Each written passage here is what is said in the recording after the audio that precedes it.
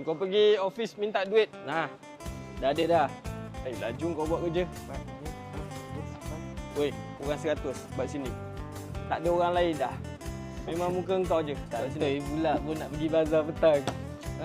Kita dah ada dekat 200 orang pemenang. Okey, tapi kalau nak umum semua orang tu kat dalam live, kalau orang nak tekak aku, walaupun kempen kita belum tutup, tapi pemenang dah ada. Kita bagi awal. Kita try call seorang. Bagi tu kat dia, dia dah menang. Aku call. Call sekarang. Hello. Assalamualaikum bang. Salam. Abang Ya. nama Leman kan?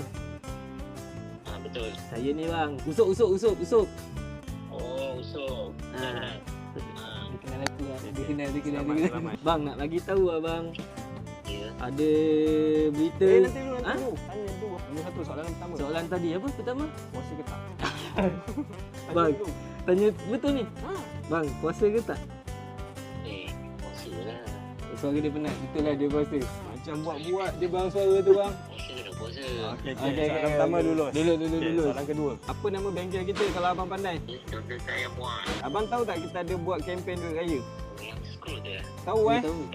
Berapa duit raya yang abang tahu kita nak kasih ni? Oh, itu tak tahu. Dengar-dengar RM50,000 katanya. RM50,000 tu betul lah bang. Betul lah. Tapi kau kenapa ulang je skrip tu? Senang. Senang kerja. Tapi RM50,000 tu bang, kita pecahkan kasih ramai orang. Memanglah takkan seorang lagi RM50,000 buat. Untuk abang ni hari ni, kita nak bagi RM1,000, okey tak? Okey sangat dah tu RM1,000. Abang macam tak heran je, macam tak peranjat pun bang. Sorak sikit bang. Sebab lagi abang dah besar tu RM1,000. Oh, kita potong sikit lah bang, belanja saya 100.